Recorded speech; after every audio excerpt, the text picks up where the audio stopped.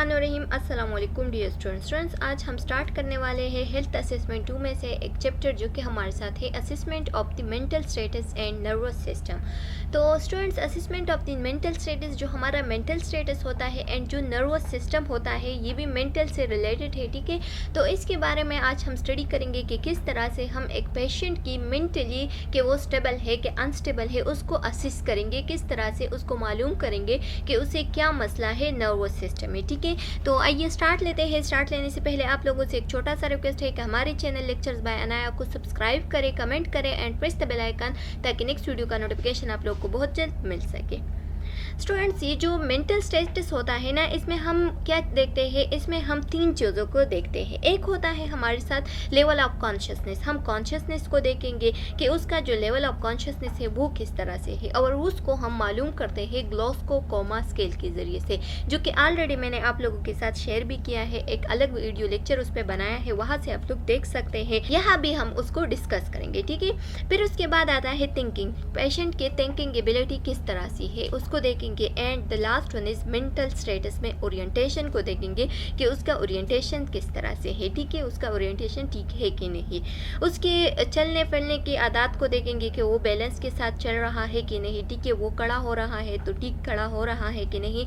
जब इन सारे पॉइंट्स को हम क्लियर करेंगे, जब इन सारे पॉइंट्स को वॉकिंग, टॉकिंग, सीइंग, हियरिंग वगैरह को हम देखेंगे तो इससे हम ऑब्जर्व करेंगे कि पेशेंट जो है ना वो मेंटली स्टेबल है कि नहीं। इससे हमें पता चल सकता है, ठीक है। पेशेंट के सारे न्यूरोलॉजिकल सिस्टम की जितनी भी इंफॉर्मेशन हो वो हमें इससे पता चल सकता है।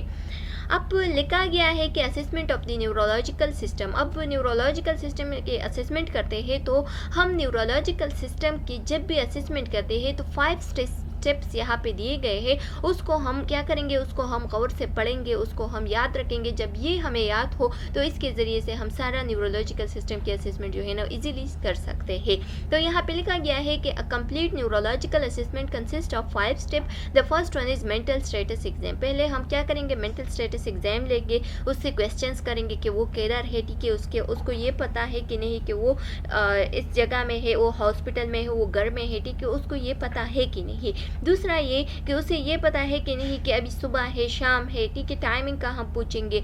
उसे ये मालूम है कि नहीं कि उसने कुछ खाया पिया वगैरह है कि नहीं, ठीक है, या वो कुछ खा रहा है तो उसे ये पता होना चाहिए कि वो क्या खा रहा है। तो ये हमारे साथ सारे आते हैं मेंटल स्टेटस एग्जाम में। दूसरा हमारे साथ आते हैं cranial nerve assessment. Cranial nerve assessment हम किस लिए करते हैं, ब्रेन अराइज्ड नर्व, ठीक है, ब्रेन से कुछ नर्व अराइज्ड होते हैं जिसको हम कहते हैं क्रेनियल नर्व। उसमें से हमारे साथ वैगस नर्व आता है, ठीक है, एंड इसी तरह से जो ग्लॉस्कोफेरेंजियल नर्व हो गए। इसी तरह से हमारे साथ अदर 12 नर्व्स आते हैं, ठीक है, उनको हम डिटेल के साथ पढ़ेंगे आगे, जो कि हमारे साथ हियरिंग के लिए, टेस्ट के लिए, स्मेल के लिए एंड हर एक पॉइंट के लिए जो कि हमारी बॉडी में मौजूद हो, जो कि हमारे सेंसेस है, ठीक है, उसके लिए अलग अलग नर्व से उसको भी हम डिस्कस करेंगे। तो उसके असेसमेंट लेंगे। फिर उसके बाद हम रिफ्लेक्स टेस्टिंग करेंगे। रिफ्लेक्स टेस्टिंग का क्या मतलब है, रिफ्लेक्स टेस्टिंग का ये मतलब है कि उसका हम पाँव को चेक करेंगे, ठीक है, उसके पाँव पे मतलब उसके पाँव के जो तले होते हैं ना उस पर हम क्या करेंगे, एक चाबी या की के ज़रिए से वो उसको टेस्ट करेंगे कि उसकी जो रिफ्लेक्स है वो ठीक है कि नहीं, ठीक है। इसी तरह के उसके हाथ के हथेले को चेक करेंगे, ठीक है। इसी तरह से उसके फेस पे या एनी अदर बॉडी ऑर्गन पे क्या करेंगे, थोड़ा कॉटन स्वैब लेंगे और उसके ज़रिए से क्या करेंगे, उसको टच करेंगे ताकि हमें पता चले कि उसका जो रिफ्लेक्स टेस्ट है वो किस तरह से है, तो उसके भी हम मालूम करेंगे, ठीक है।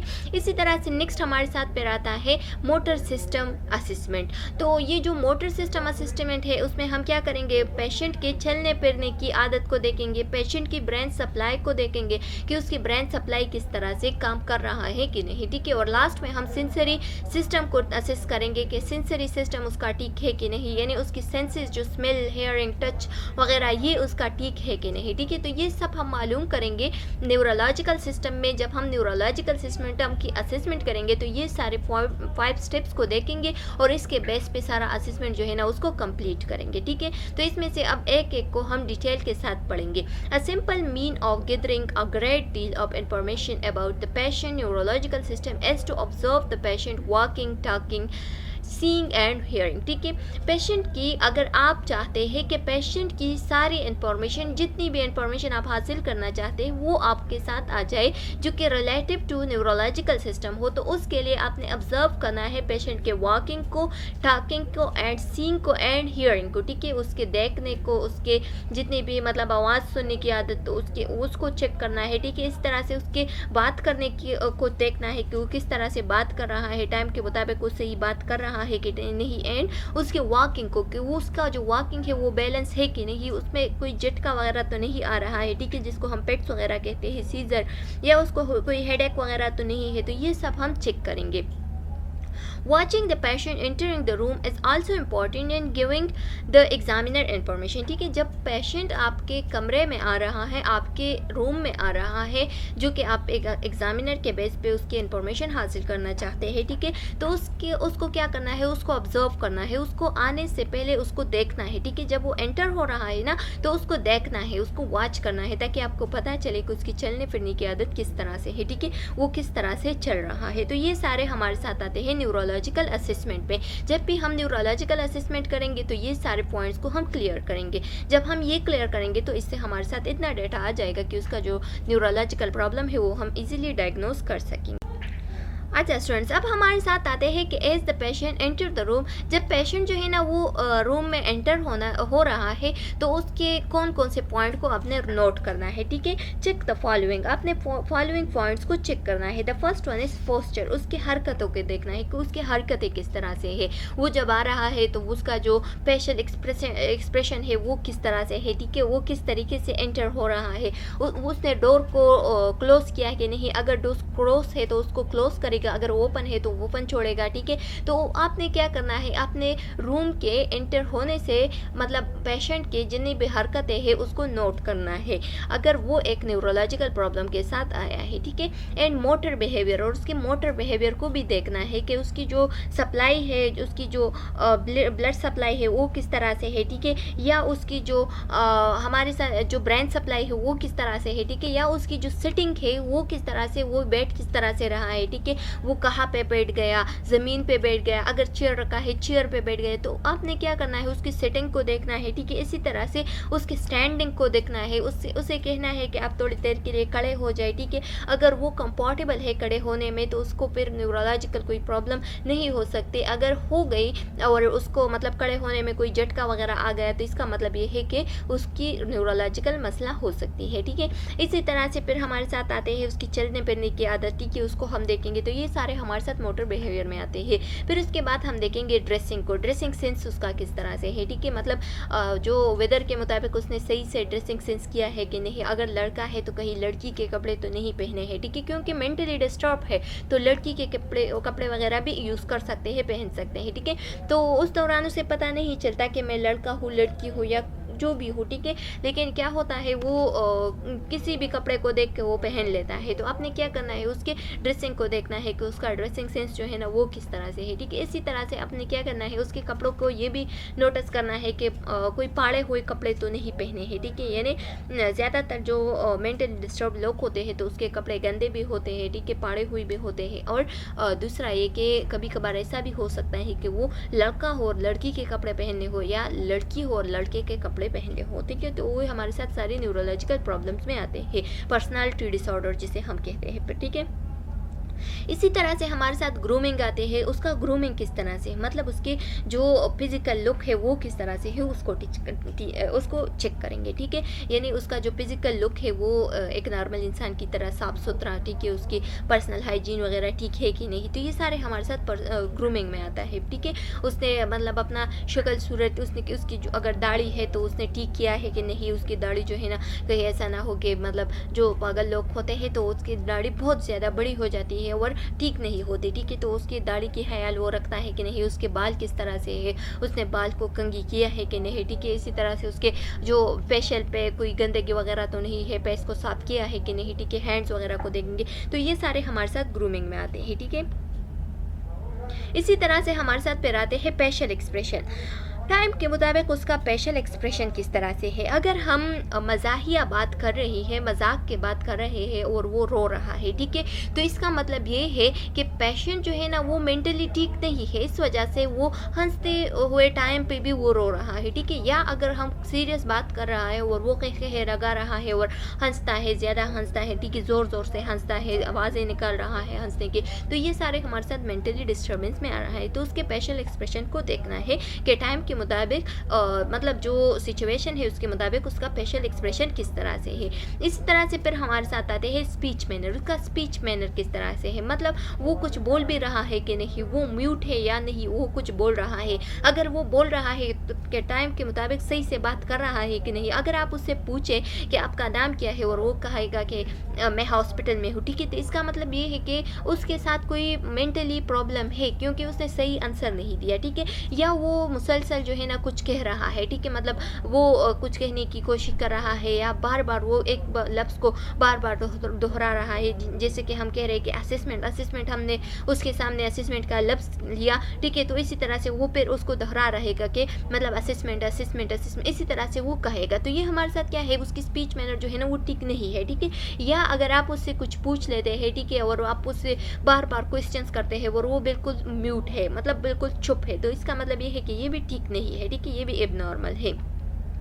टाइम के मुताबिक सही जवाब देना ये नॉर्मल लोगों की क्या होती है, क्वालिटी होती है, ठीक है। इसी तरह से उसके मूड को चेक करेंगे कि टाइम के मुताबिक उसका मूड किस तरह से है, ठीक है, उसका मूड जो है ना ठीक है, ख़राब है या किस तरह से है, ठीक है। एंड रिलेशन और to persons and timing around them, ठीक है, और वो जो है ना तन्हाई परस्त तो नहीं है, मतलब ज़्यादातर लोग जो है ना वो तन्हाई परस्त होते हैं, तो उनके साथ फिर कुछ मेंटली प्रॉब्लम होती है, इस वजह से या तो वो स्ट्रेस में होता है या उसके साथ कोई मेंटली प्रॉब्लम है, तो इस वजह से वो तन्हाई परस्त है, ठीक है। उसका जो पर्सन के साथ, बाकी लोगों के साथ, फैमिली के साथ, सोसाइटी के साथ उसका ताल्लुक जो है ना वो क्लोज है कि नहीं, उसका रिलेशनशिप किस तरह से है, ठीक है, लोगों के साथ, चीज़ों के साथ उसका रिलेशनशिप किस तरह से है, तो ये सब हम मालूम करेंगे। ये हमारे साथ न्यूरोलॉजिकल सिस्टम की जो मतलब जब पेशेंट एंटर हो रहा है तो उस दौरान हम ये सारे असेसमेंट को चेक करेंगे, इस सारे पॉइंट्स को क्या करेंगे, नोट करेंगे और चेक करेंगे, ठीक है। तो ये हमारे साथ आती है न्यूरोलॉजिकल सिस्टम की एंटरिंग की क्या असेसमेंट, ठीक है। फिर उसके बाद आते हैं हेल्थ हिस्ट्री।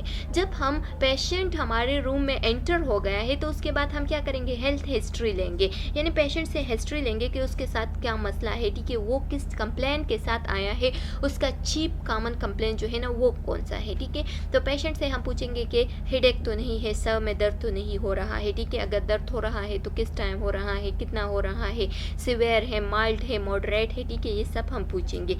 इसी तरह से फिर हम पूछेंगे कि सीजर वगैरह, झटके वगैरह तो नहीं आ रहे हैं, पेट्स जिसको हम कहते हैं, जो कि हमारे साथ ज़्यादातर एपिलेप्सी में आते हैं, ठीक है, तो इसके बारे में हम पूछेंगे कि सीजर तो नहीं आ रहा है, चक्कर तो नहीं आ रहे हैं, ठीक है, अगर चक्कर आ रहे हैं तो किस दौरान आ रहे हैं, क्यों आ रहे हैं, कब आ रहे हैं, जब आप कोई स्ट्रेस वगैरह ले रहे हो तो उस दौरान आते हैं या कोई और मसला होता है, ठीक है, ये सब हम मालूम करेंगे। इसके बाद हम सिनकोप्स को देखेंगे। सिनकोप का मतलब ये है, सिनकोप जो है ना ये हमारे साथ क्या होता है, ये एक टाइप ऑफ झटका होता है, एक टाइप ऑफ बेहोशी होती है, लेकिन क्या होती है कुछ सेकंड्स के लिए, 1 सेकंड के लिए या 2 सेकंड के लिए होते हैं, फिर बंदा जो है ना वो जल्दी से वापस अपने होश में आता है। इसमें बंदा जो है ना वो गिरता नहीं है, अगर गिर भी जाए तो मतलब इतना सिवियर गिरना नहीं होता, ठीक है, अपने आप पे काबू पा लेता है, क्योंकि ये 1 सेकंड के लिए होता है या 2 सेकंड के लिए होता है, ठीक है। इसमें क्या होता है कि ज़्यादातर जो मतलब बैठे हुए हैं और उठ जाते हैं तो एकदम से उसे चक्कर आता है, ठीक है, या सोते हुए होते हैं और जब उठ जाते हैं तो उसकी बीपी लो वगैरह की वजह से भी झटके आ सकते हैं, ठीक है। लेकिन कभी कभार ऐसा होता है कि बंदा जो है ना नॉर्मल स्टेबल होता है और उस दौरान जो है ना 1 सेकंड के लिए उसे बेहोशी महसूस होती है और फिर ठीक हो जाता है, ठीक है। तो ये हमारे साथ सिनकोप आते हैं, ये भी कोई न्यूरोलॉजिकल कंप्लेंट की वजह से, ब्लड सप्लाई कम होने की वजह से ये हो सकती है, ठीक है। इसी तरह से फिर पेन को पूछेंगे कि उसे अगर पेन वगैरह हो रहा है तो किस जगह पे हो रही है, ठीक है, और कब हो रही है और किधर हो रही है, किस टाइप ऑफ पेन हो रही है, टचिंग के साथ पेन हो रही है या नहीं, ऐसी पेन हो रही है, ठीक है। तो ये सारे हम क्वालिटी ऑफ पेन के भी पूछेंगे। इसी तरह से हमारे साथ फिर आते हैं डिस्टर्बिंग इन गेट, ठीक है, उसके गेट में क्या डिस्टर्बेंस है, यानी उसके चलने फिरने में क्या डिस्टर्बेंस आ रही है। गेट का मतलब है चलना फिरना, ठीक है, उसकी मूवमेंट को हम देखेंगे, ठीक है। तो उसके मूवमेंट को जब हम देखेंगे तो उसको चेक करेंगे कि मतलब उसमें क्या डिस्टर्बेंस है, बैलेंस है, इम्बैलेंस है, या इसी तरह से हमारे साथ फिर आते हैं नेक्स्ट स्लाइड में यहाँ पे दिए गए हैं ये, इसको हम डिस्कस करेंगे, ठीक है, मोमेंट में। इसी तरह से फिर हम क्या करेंगे विजुअल चेंजेस को, जब वो उठता है तो उसका चक्कर आता है, ठीक है, चक्कर आने की ये क्वालिटी है कि उसे मतलब कुछ चीज़ें दिखाई नहीं दे रहा है, ठीक है, जब चीज़ें दिखाई भी दे रहे हैं तो ब्लैक ब्लैक सी। इसी तरह से ये हमारे साथ सारे विजुअल चेंजेस है, ठीक है, इसको भी हम वर्टिगो मतलब कि चक्कर आना, ठीक है। एंड मेमोरी डिसऑर्डर में हम पूछेंगे कोई मेनिंजाइटिस वगैरह तो नहीं है, ठीक है, लॉस ऑफ मेमोरी, डिमेंशिया वगैरह, ये सारे हमारे साथ मेमोरी डिसऑर्डर्स में आते हैं, तो इसके बारे में भी हम पूछेंगे कि कोई मेमोरी डिसऑर्डर तो नहीं है, ठीक है, मेमोरी लॉस वगैरह तो नहीं हो रहा है। डिफिकल्टी विद स्वॉलो और स्पीच, ठीक है, या जब वो कुछ बोल रहा है या जब वो किसी चीज़ को स्वॉलो कर रहा है तो उस दौरान उसे क्या डिफिकल्टी हो रही है, ठीक है, तो उसको भी हम देखेंगे, क्योंकि स्पीच बैलेंस होना तो ये भी हमारे साथ न्यूरोलॉजिकल डिसऑर्डर की क्या है एक मतलब एक पॉइंट हो सकती है, ठीक है, जब स्पीच एबनॉर्मल हो जाए, इनबैलेंस हो जाए, ठीक है। इसी तरह से अगर सॉल्विंग इम्बैलेंस हो जाए तो ये भी ब्लड सप्लाई या नर्व की सप्लाई की वजह से, मतलब नर्व खराब होने की वजह से जो है ना सॉल्विंग डिस्टर्ब हो सकती है, तो ये भी हम पूछेंगे कि सॉल्विंग डिफिकल्टी या स्पीच डिफिकल्टी तो नहीं हो रही है। स्टूडेंट्स फिर हमारे साथ आते हैं, ये हमने ले ली उस टाइम के मुताबिक हिस्ट्री, उससे पहले हम क्या उसके बाद हम क्या करेंगे, उसके बाद हम लेंगे पास्ट हिस्ट्री, ठीक है। पास्ट हेल्थ हिस्ट्री में हमारे साथ नॉर्मली जो मतलब जनरल जो मेडिकल हिस्ट्री आती है उसके बारे में पूछेंगे। जनरल हिस्ट्री में क्या आते हैं कि मतलब जो मेडिकल हिस्ट्री होती है वो आती है, ठीक है। मेडिकल हिस्ट्री में पर हमारे साथ आते हैं न्यूरोलॉजिकल एंड नॉन न्यूरोलॉजिकल, मतलब उससे हम पूछेंगे कि कोई न्यूरोलॉजिकल स्पेसिफिक इश्यूज तो नहीं है, जैसे कि मेनिंजाइटिस हो गया, मेमोरी लॉस हो गया, ठीक है, डिमेंशिया वगैरह, ये सब हमारे साथ, या अल्जीमर डिजीज़ वगैरह, ठीक है, ये हमारे साथ आते हैं मेडिकल हिस्ट्री में, ठीक है। अगर कोई मेडिकल उसकी स्पेसिफिक हिस्ट्री रह चुकी है पास्ट में तो उसकी वजह से भी अभी जो फ्यूचर में वो क्या हो सकती है, इफेक्ट हो सकती है उसकी मेमोरी, ठीक है, तो उसके बारे में हम पूछेंगे। इसी तरह से फिर हमारे साथ आते हैं नॉन न्यूरोलॉजिक में क्या आते हैं, नॉन न्यूरोलॉजिक यानी उसकी कोई एक्सीडेंट वगैरह तो नहीं हो गई है, ठीक है, या घर में कोई मसला वगैरह तो नहीं हो रही है, ठीक है, तो उसके बारे में हम पूछेंगे। या कोई और डिजीज़ जैसे कि मतलब मैंने जो हमारा बैकबोन होता है, ठीक है, उसकी कोई डिजीज़ या ब्रेन की कोई डिजीज़, ठीक है, या कोई other type any type of disorder हो उसके साथ, ठीक है, जो कि पास्ट में रह चुका हो, तो उसके बारे में हम पूछेंगे कि आपके साथ जो भी मसला हो, जो भी सर्जरी वगैरह हो गई हो, मेडिकल रिलेटेड जो भी मसला हो गए हो, तो उसके बारे में हमें बताएं, ठीक है। तो ज़्यादातर कोई ऐसा होता है जिसकी मतलब जो हमारे स्पाइनल कार्ड वगैरह की या सर्जरी वगैरह हो गई हो तो उसकी वजह से भी ब्रेन को फिर थोड़ा मसला हो सकती है, ठीक है, वो भी इफेक्ट कर सकता है। इसी तरह से फिर हमारे साथ आते हैं स्पेसिफिक में क्या आते हैं, सर्जिकल मेडिकेशन के बारे में, उसकी कोई सर्जरी वगैरह तो नहीं हो गई है, ठीक है, उसके बारे में पूछेंगे। मेडिकेशन उसने कौन कौन से मेडिकेशन को यूज़ किया है, कुछ ऐसे मेडिकेशन भी हो सकते हैं जो कि हमारे साथ उसकी साइड इफेक्ट्स या एडवर्स इफेक्ट जो है ना वो मेंटली डिस्टर्बेंस हो सकती है, ठीक है, उसके बारे में पूछेंगे। इसी तरह से मेडिकेशन में हमारे साथ एंटी डिप्रेसेंट आते हैं, कहीं ऐसा ना हो कि पेशेंट डिप्रेशन में चला गया हो और उसने एंटी डिप्रेसेंट को यूज़ किया हो, उसकी आदी बन गया हो, ठीक है, इस तरह से नार्कोटिक के बारे में पूछेंगे, या एंटी एंजाइटी ड्रग्स के बारे में, ठीक है, एंटी सीजर के ड्रग्स में, ये सब हमारे साथ वो ड्रग्स है जो कि मतलब मेंटल स्टेटस को क्या करती है, उस पर इफेक्ट डाल सकती है, ठीक है, तो उसके बारे में हम पूछेंगे, उस मेडिकेशन के बारे में सारी इंक्वायरी लेंगे पेशेंट से। फिर हमारे साथ आते हैं इंजरी एंड एक्सीडेंट्स, ठीक है, कोई एक्सीडेंट वगैरह तो नहीं हो गया है, सर पे चोट वगैरह तो नहीं खाया है, ठीक है, तो ये सब हम पूछेंगे ताकि हमें पता चले कि पास्ट हेल्थ हिस्ट्री में उसके साथ कोई ऐसा मसला आया हो जिसकी वजह से न्यूरोलॉजिकल मसला जो है ना अभी बन सकता है, ठीक है, तो ये सब हम मालूम करेंगे। नेक्स्ट हमारे साथ आते हैं family health history. Family health history में क्या आता है, फैमिली हेल्थ हिस्ट्री में हम मालूम करेंगे कि इसके साथ कोई कंजेनिटल डिफेक्ट्स तो नहीं हो सकती, ठीक है, यानी पैदाइशी टाइम पे कोई डिफेक्ट्स वगैरह, ठीक है, तो उसके बारे में हम मालूम करेंगे। हेडेक के से पूछेंगे, मतलब पेशेंट से पूछेंगे कि उसके फैमिली में किसी को हेडेक वगैरह तो नहीं हो रही है, ठीक है, या उसके फैमिली से उसके बारे में पूछेंगे कि उसको कोई हेडेक वगैरह तो नहीं हो रही है, या फैमिली में जो मदर है, फादर है, सिस्टर वगैरह, दादी दादा नानी नाना जिसको भी हो, ठीक है, तो उसके बारे में हम पूछेंगे कि उसे कोई हेडेक्स वगैरह के मसले तो नहीं है, या कोई अल्जीमर डिजीज़ तो नहीं है, ठीक है, जिसको हम सिनाइल डिमेंशिया यानी पैदा होने के बाद थोड़ी थोड़ी सी मेमोरी लॉस होना, ठीक है, ये हमारे साथ होती है अल्जीमर डिजीज़ या सिनाइल डिमेंशिया। सिनाइल डिमेंशिया का क्या मतलब है, यानी पैदा होने के बाद थोड़ी थोड़ी मेमोरी लॉस होना, ठीक है, तो ये हमारे साथ सिनाइल डिमेंशिया हो गई। तो टाइम के साथ साथ, एज के साथ साथ जब उसकी डिमेंशिया हो जाए यानी मेमोरी लॉस हो जाए तो इसको हम अल्जीमर डिजीज़ कहते हैं। तो फैमिली में किसी को अल्जीमर डिजीज़ तो नहीं है, उसके बारे में भी हम पूछेंगे, ठीक है। इसी तरह से हमारे साथ फिर आते हैं सोशल हिस्ट्री। सोशल हिस्ट्री में क्या लेंगे, यानी वो कहीं अल्कोहल वगैरह को यूज़ तो नहीं कर रहा है, ठीक है, या ड्रग या टोबैको वगैरह, क्योंकि स्टूडेंट्स आप लोगों को तो पता है कि जितने भी लोग होते हैं जो कि अल्कोहल ड्रग टोबैको वगैरह को यूज़ करते हैं, तो उस वजह से उसके मेंटल स्टेटस जो है ना वो क्या हो जाते हैं, वो उसके आदी हो जाते हैं, और फिर वो चाहता है कि मुझे इस चीज़ से रिलैक्सेशन मिलती है, तो इसके बारे में हम पूछेंगे, ठीक है। तो ये जो है ना मेंटल स्टेटस को क्या करती है, उस पर इफेक्ट डाल सकती है, तो इसके बारे में हम पूछेंगे। फिर उसके बाद हम पूछेंगे सेक्सुअल प्रैक्टिसेस, उसके सेक्सुअल प्रैक्टिस ठीक है कि नहीं, ठीक है। इसी तरह से फिर हम ट्रैवल हिस्ट्री के बारे में पूछेंगे, यानी अगर वो ट्रैवल कर रहा है तो कहाँ से, मतलब कहाँ से चला गया है, घर से कोई हॉस्टल वगैरह शिफ्ट हो रहा है, ठीक है, या इसी तरह से कोई और ट्रैवल हिस्ट्री की है जिस तरह से मतलब उसकी जो मेंटल स्टेटस के मुताबिक वो जगह जो है ना वो ठीक ना हो, तो उसकी वजह से भी उसके मेंटल स्टेटस पे इफेक्ट हो सकती है ट्रैवल हिस्ट्री की वजह से, ठीक है। इसी तरह से फिर हम पूछेंगे वर्क एंड होम एनवायरनमेंट, उसकी जो वर्क एनवायरनमेंट है वो स्ट्रेसफुल तो नहीं है, ठीक है, या होम एनवायरनमेंट जो है ना वो स्ट्रेसफुल तो नहीं है, उसके बारे में पूछेंगे। इसी तरह से फिर उसके हॉबीज़ के बारे में पूछेंगे कि उसके हॉबीज़ क्या क्या है, वो उसकी हॉबीज़ कहीं ऐसा ना हो कि मतलब उसके मेंटल स्टेटस को ख़राब करे, ठीक है, या लीजर एक्टिविटीज़ यानी वो फ्री टाइम में क्या करता है, ठीक है, उसके बारे में हम पूछेंगे। और स्ट्रेस के बारे में, यानी वो क्यों स्ट्रेस रह रहा है, ठीक है, किस टाइम स्ट्रेस रह रहा है, मतलब उसके घर में क्या प्रॉब्लम है या कोई अदर प्रॉब्लम है जिसकी वजह से उसने स्ट्रेस लिया है, एग्ज़ाम वगैरह चल रहा है। तो ये सारे हमारे साथ क्या है, ये सारे वो इफ़ेक्ट्स है जो कि हमारे ब्रेन को क्या कर देती है, जो कि हमारे न्यूरोलॉजिकल सिस्टम को इफ़ेक्ट कर सकती है, ठीक है। तो इस सब के बारे में हम इस वजह से पूछेंगे। स्टूडेंट्स उसके बाद हमारे साथ आते हैं हेल्थ मेंटेनेंस एक्टिविटीज़, वो एक्टिविटीज़ जो कि हमारे हेल्थ को मेंटेन रखती है, ठीक है, बैलेंस में रखती है। तो उसमें क्या आते हैं, स्लीप आते हैं। स्लीप जो है ना 8 आवर मोस्ट इम्पॉर्टेंट है हर एक बंदे के लिए, ठीक है। 8 आवर 24 आवर में स्लीप करना बहुत ज़रूरी है, ठीक है। तो 8 आवर स्लीप जो है ना अगर वो कंप्लीट हो रही है तो उसके साथ फिर कोई मेंटल इश्यूज़ वगैरह नहीं आ सकते, ठीक है। उसकी स्लीप पैटर्न जो है ना वो ठीक है, तो इसका मतलब ये है कि पेशेंट जो है ना वो स्टेबल होगी फिर, ठीक है। उसकी स्लीप के बारे में पूछेंगे, उससे ज़्यादा 8 आवर से ज़्यादा अगर हो गई तो ये भी मेंटली एक्टिविटी को क्या कर सकती है, उसको मतलब उस पर इफेक्ट डाल सकती है। अगर उससे कम हो गए है तो तब भी इफेक्ट डाल सकती है, तो इस वजह से हम क्या करेंगे, स्लीप को देखेंगे। उसके बाद हम क्या करेंगे, डाइट को देखेंगे, उसका डाइट जो है ना वो हेल्दी है कि नहीं, ठीक है, उसको थोड़ा नज़रअंदाज करेंगे, उस पर नज़र डालेंगे, ठीक है।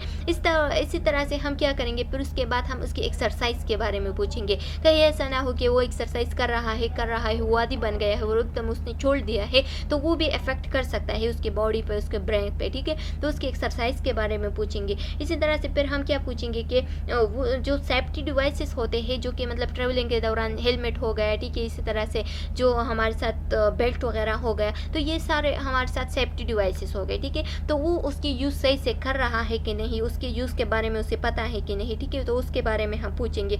एंड नेक्स्ट हमारे साथ आते हैं हेल्थ चेकअप। हेल्थ चेकअप का क्या मतलब है, यानी वो अपने हेल्थ की जो चेकअप कर रहा है उसको फॉलो कर रहा है कि नहीं, ठीक है, तो उसने अपने हेल्थ की चेकअप वगैरह की है कि नहीं, तो उसके बारे में भी हम पूछेंगे और उसको भी क्या करेंगे, उसको भी नोट करेंगे। तो ये सारे हमारे साथ आते हैं वो एक्टिविटीज़ जो कि हेल्थ मेंटेनेंस एक्टिविटीज़ होती है, ये बहुत इंपॉर्टेंट है हर एक इंसान के लिए। तो इसके बारे में हम क्या करेंगे, उससे पूछेंगे कि उसकी स्लीप, उसकी डाइट, उसकी एक्सरसाइज, उसकी सेफ्टी डिवाइसेस वगैरह ठीक है कि नहीं, ठीक है, उसकी यूज़ वो सही से कर रहा है कि नहीं।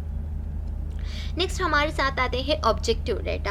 अब हमने क्या किया, सारा हिस्ट्री ले लिया, ठीक है। अब हमारा काम होगा फिजिकल एग्जामिनेशन करना, ठीक है। अब हम क्या करेंगे, उसका फिजिकल एग्जाम करेंगे, यानी जो सब्जेक्टिव डेटा था वो हमने सारा ले लिया है। अब हमारे साथ आते हैं नेक्स्ट जो कि हम ले लेंगे वो हमारे साथ होगी ऑब्जेक्टिव डेटा, यानी हम क्या अब ऑब्जर्व करते हैं, ठीक है। तो हम ऑब्जर्वेशन करते हैं फिजिकल एग्जामिनेशन के थ्रू। तो फिजिकल एग्जामिनेशन के लिए जब हम तैयार हो रहे हैं तो उस दौरान हमारी प्रिपरेशन क्या होनी चाहिए कि हम हमारे साथ जो स्क्रीनिंग न्यूरोलॉजिकल एग्जामिनेशन होगी वो कंफर्टेबल होगी, वो ठीक होगी, ठीक है। इसी तरह से फिर हमारे साथ न्यूरोलॉजिकल चेकअप जो है, जो कि हमारे साथ क्या होती है कि मतलब डेमोन्स्ट्रेटेड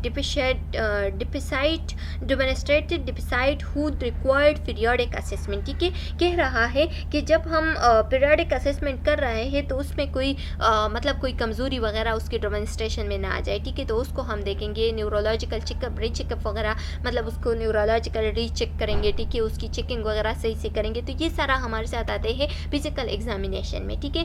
फिर उसके लिए जो इक्विपमेंट्स की ज़रूरत होती है, जो सामान की ज़रूरत होती है, तो वो क्या क्या होने चाहिए। आपके साथ पेन लाइट होनी चाहिए। पेन लाइट वो लाइट होती है जिसकी वजह से हम जो हमारी पीपल होते हैं ना, उसको हम क्या करेंगे, उसके ज़रिए से हम पीपल की एक्टिविटीज़ को मालूम करेंगे। जो पीपल्स होते हैं आइज़ में, उस पर वो लाइट अप्लाई करेंगे तो उसके ज़रिए से जब वो डायलेट या कंट्रैक्ट हो रहा है तो उसकी एक्टिविटी को हम देखेंगे, ठीक है। इसी तरह से टंग ब्लेड होना चाहिए जिसके ज़रिए से हम टंग को क्या करते हैं, डिप्रेस करते हैं, ठीक है, और उसकी असेसमेंट करने चाहिए, ठीक है। तो टंग डिप्रेसर या टंग ब्लेड होने चाहिए, ठीक है।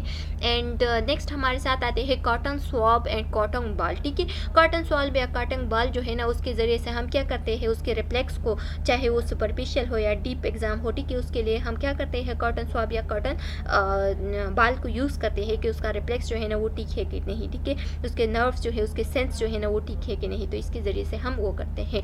इसी तरह से फिर हमारे साथ आता है ट्यूनिंग पोर्ट। ट्यूनिंग पोर्ट के ज़रिए से हम क्या करते हैं, जो हमारे साथ बोन की एक्टिविटी होती है एंड जो हियरिंग होती है, ठीक है, उसको हम मालूम करते हैं। यानी कान के नीचे जो बोन होते हैं ना, उसको हम क्या करते हैं, उसके नीचे हम एक ट्यूनिंग फोर्क को क्या करते हैं, उसको बजा देते हैं, ठीक है। तो इसके ज़रिए से वो कहता है कि जो बोन होता है ना, उसके ज़रिए से मुझे वाइब्रेशन सुनाई दे रहा है, ठीक है। इसी तरह से फिर कान के आगे जो है ना, हम क्या करते हैं, ट्यूनिंग फोर्क को वाइब्रेट कर रहे हैं, तो उसके ज़रिए से फिर हम पूछेंगे कि उसकी जो मतलब कान के पीछे जो बोन वाली एक्टिविटी थी एंड जो मतलब कान के आगे जो ट्यूनिंग फोर्क की जो वाइब्रेशन थी वो ज़्यादा थी, या कान के पीछे जो बोन के साथ हमने वाइब्रेशन की वो ज़्यादा उसे सुनाई दी। तो अगर उसकी बोनी जो मतलब सुनाई थी वो ज़्यादा हो गई एज़ कम्पेयर टू उसके जो हेयरिंग ही थी कि उसकी, तो इसका मतलब ये है कि उसके साथ कोई क्या है, कोई मतलब कानों में उसकी कोई डिफ़िकल्टी है, या कानों में कोई क्या आई है, कोई इम्बैलेंस आ गई है, या कोई इनएक्टिविटी आ गई है, ठीक है, उसकी कोई प्रॉब्लम वगैरह आ गई है। तो इसको हम मालूम करेंगे ट्यूनिंग फोर्क के ज़रिए से। इसी तरह से फिर हमारे साथ आते हैं परकशन हैमर। जो परकशन हैमर होता है ना, इसके ज़रिए से हम सेंसेशन को, जो डीप सेंसेशन होता है, उसको मालूम करेंगे, ठीक है। तो ये भी आप लोगों के साथ होना चाहिए। ये सारे इक्विपमेंट्स वो इक्विपमेंट्स है जिसके ज़रिए से हम पेशेंट को क्या करेंगे, उसकी फिजिकल एग्जामिनेशन करेंगे, जो कि हमारे साथ न्यूरोलॉजिकल डिसऑर्डर के साथ आया है, ठीक है। तो स्टूडेंट्स, ये आप लोग देख सकते हैं, ये हमारे साथ क्या है, ये पेन लाइट है, ठीक है, इसको हम पेन लाइट कहते हैं। ये ट्यूनिंग फोर्क है, ये कॉटन जो कॉटन बाल है वो है, ये कॉटन स्वैप है, ठीक है। ये जो है ना, ये हमारे साथ क्या है, ये रिफ्लेक्स के लिए जो मतलब जो क्या यूज़ करते हैं, रिफ्लेक्स के लिए जो आला यूज़ करते हैं, जो कि हमारे साथ हैमर होता है, ठीक है, परकशन हैमर। तो ये वो है, एंड ये जो है ना, ये टंग डिप्रेसर है, ठीक है। ये आप लोग देख सकते हैं। नेक्स्ट हमारे साथ आ रहे हैं असेसमेंट ऑफ मेंटल स्टेटस। अब मेंटल स्टेटस को हम किस तरह से असेस करेंगे उसके बारे में बात करते हैं, ठीक है। तो अगर हमारे साथ कोई पेशेंट आया है और उसका हम मेंटल स्टेटस को मालूम करना चाहते हैं, तो उसके फर्स्ट जो है ना, उसके पोस्चर एंड मोमेंट को असेस करेंगे। यहाँ पे लिखा गया है कि असेस फिजिकल अपीयरेंस, उसके फिजिकल अपीयरेंस एंड बिहेवियर को मालूम करेंगे, जो कि हमने पिछले स्लाइड्स में डिस्कस किया, ठीक है। अब उसके बाद हम क्या करेंगे, पोस्चर एंड मोमेंट को मालूम करेंगे। उसके पोस्चर एंड मोमेंट में क्या आते हैं, यानी पेशेंट से हम कहेंगे कि थोड़ा वेट करे, उधर पे खड़े हो जाए। अगर वो कंफर्टेबली उसमें ये एबिलिटी हो कि वो पेशेंटली यानी सब्र के साथ वो वेट करे, तो इसका मतलब ये है कि वो नॉर्मल है, ठीक है। अगर उसके वो सब्र के साथ वेट नहीं कर सकता, तो इसका मतलब ये है कि उसमें कोई न्यूरोलॉजिकल डिसऑर्डर है, ठीक है, उसको कोई बैलेंस है, ठीक है। इसी तरह से फिर उसके पोस्चर को हम देखेंगे, जो कि हमारे साथ स्लम्प्ड, रिलैक्स एंड स्टेप आ रहे हैं, ठीक है। तो पोस्चर में अगर स्लम्प्ड है, इसी तरह से स्लम्प्ड है, ठीक है, इसी तरह से। तो इसका मतलब ये है कि पेशेंट जो है ना वो नॉर्मल नहीं है, क्योंकि उसका जो ये जो पीछे से निकला हुआ ये हम्प्स है, ठीक है, और ये जो सर है ये थोड़ा नीचे किया है, ठीक है, तो ये रिलैक्स नहीं है। या अगर उसने चेस्ट को ज़्यादा निकला हुआ है और वो बिल्कुल स्टेप खड़ा है, तो ये भी रिलैक्स्ड पोजीशन नहीं है, ठीक है। ये जो है ना ये हमारे साथ ठीक पोजीशन है, ये रिलैक्स पोजीशन है। एक नॉर्मल इंसान इसी तरह से खड़ा होगा, जबकि एबनॉर्मल इंसान जो है ना वो इन दोनों की तरह खड़ा हो सकता है, ठीक है। तो ये दोनों जो है ना ये नॉर्मल पोजीशंस नहीं है और ये हमारे साथ नॉर्मल पोजीशन है। पेशेंट मूवमेंट को देखेंगे, पेशेंट से कहेंगे कि थोड़ा मूव करे, इधर से उधर चले जाए, तो ये हमारे साथ आती है पेशेंट की मूवमेंट को। अगर ये ठीक है तो इसका मतलब ये है कि पेशेंट की मूवमेंट जो है ना वो बिल्कुल नॉर्मल है, बिल्कुल ठीक है, ठीक है। इसी तरह से फिर हमारे साथ आते हैं gait, patient gait. Patient gait में क्या आता है, पेशेंट की जो मतलब जो उसके ड्रेसिंग सेंस वगैरह है, ठीक है, उसकी जो मूवमेंट की क्वालिटी है उसको देखेंगे, ठीक है। अच्छा स्टूडेंट्स, पेशेंट्स गेट में हमारे साथ क्या आती है, उसको मूवमेंट्स आता है, ठीक है। इसी तरह से मतलब उसके मूवमेंट को हम चेक करेंगे कि वो इधर से उधर बैलेंस के साथ चल रहा है कि नहीं, वो जा सकता है कि नहीं, उसमें कोई शाक की मूवमेंट वगैरह तो नहीं है या जर की मूवमेंट तो नहीं है, ठीक है, तो उसको हम चेक करेंगे। या झटका वगैरह तो नहीं आ रहा है, तो ये सारे हमारे साथ आते हैं पेशेंट के गेट में, ठीक है, उसको हम असेस करेंगे। नेक्स्ट हमारे साथ आते हैं dressing, grooming and personal hygiene. Dressing, उसके ड्रेस को हम चेक करेंगे, उसके ग्रूमिंग को हम चेक करेंगे, मतलब वो किस तरह से ग्रूम है, ठीक है, उसकी जो पर्सनालिटी है वो किस तरह से है, ठीक है, और उसकी पर्सनल हाइजीन ठीक है कि नहीं, ठीक है, वो साफ़ सुथरा है कि नहीं।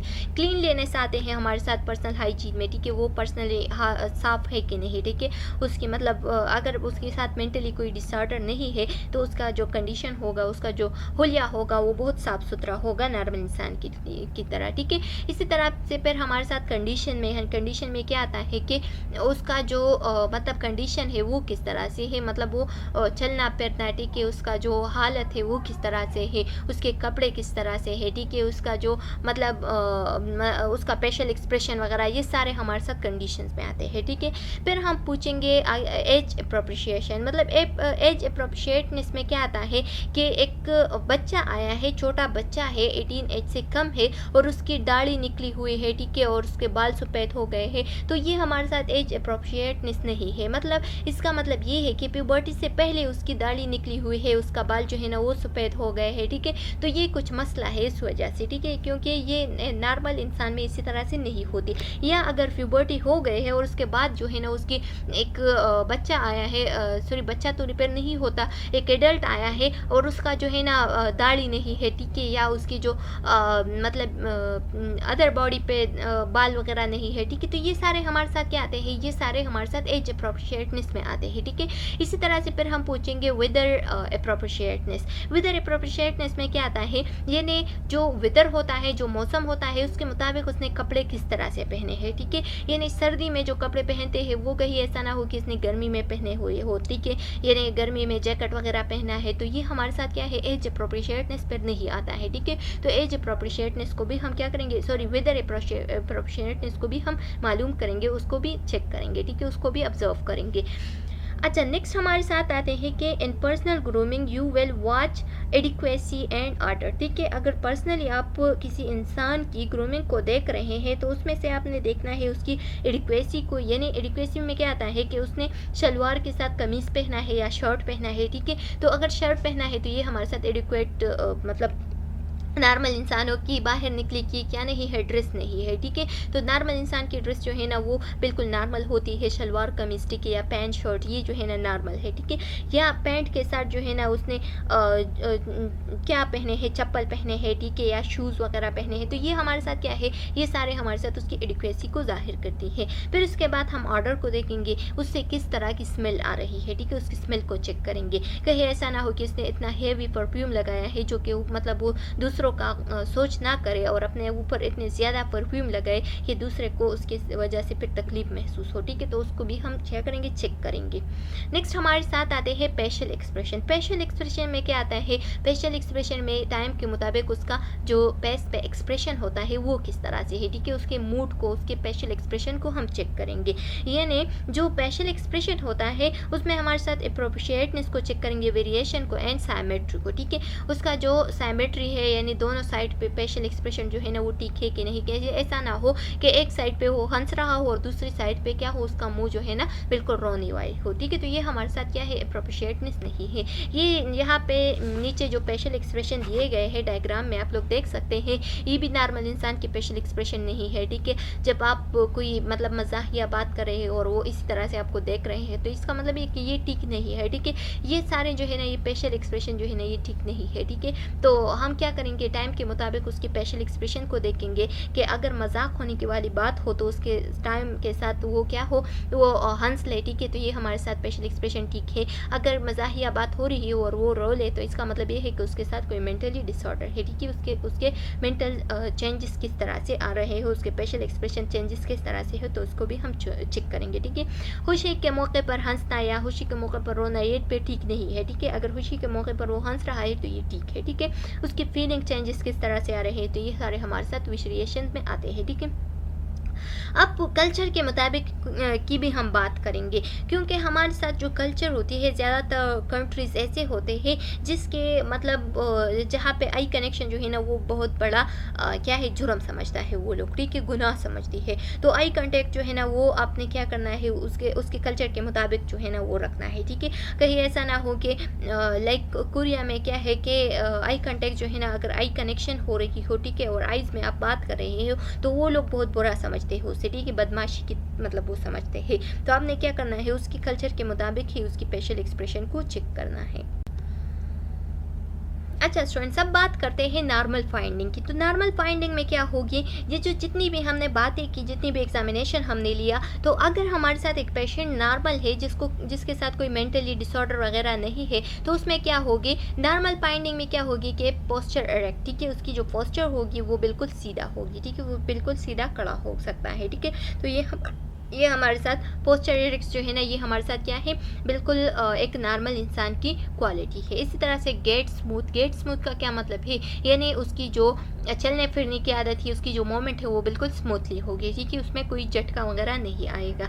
इसी तरह से फिर हम देखेंगे बॉडी मूवमेंट को। ठीक है, बॉडी मूवमेंट जो है ना उसकी सिमेट्रिकल है कि नहीं, बिल्कुल ठीक है कि नहीं, मतलब एक हैंड एंड एक फुट जिस तरह से वो हिला रहा है, जिस तरह से वो चल रहा है, जिस तरह से उसकी मूवमेंट कर रहा है, तो दूसरी साइड की उसकी तरह से मूवमेंट कर सकता है कि नहीं। ठीक है, तो ये हमारे साथ बॉडी मूवमेंट में आता है कि वो सिमेट्रिकल है कि नहीं। ठीक है, नेक्स्ट हमारे साथ आते हैं क्लीन मतलब जो बंदा है वो क्लीन है कि नहीं। ठीक है, वेल ग्रूम का क्या मतलब है, मतलब उसकी जो ग्रूमिंग है वो किस तरह से हो रही है, जिस तरह से हमने कपड़ों वगैरह की बात की कि एज के मुताबिक और वेदर के मुताबिक उसके कपड़े किस तरह से है और मतलब वो उसकी जो ग्रूमिंग हो रही है वो किस तरह से हो गए है। ठीक है, इस तरह से हम फेशियल एक्सप्रेशन को देखेंगे। फेशियल एक्सप्रेशन जो है ना टाइम के मुताबिक वो अप्रोप्रिएट है कि नहीं। ठीक है, अगर हमारे साथ एक नॉर्मल इंसान है तो उसकी जो ग्रूमिंग है वो भी वेदर के मुताबिक एंड एज के मुताबिक बिल्कुल नॉर्मल होगी। ठीक है, और इसी तरह से उसकी फेशियल एक्सप्रेशन जो है ना वो भी क्या होगी, नॉर्मल होगी, सिमेट्रिकली उसकी नॉर्मल होगी। ठीक है, एंड जो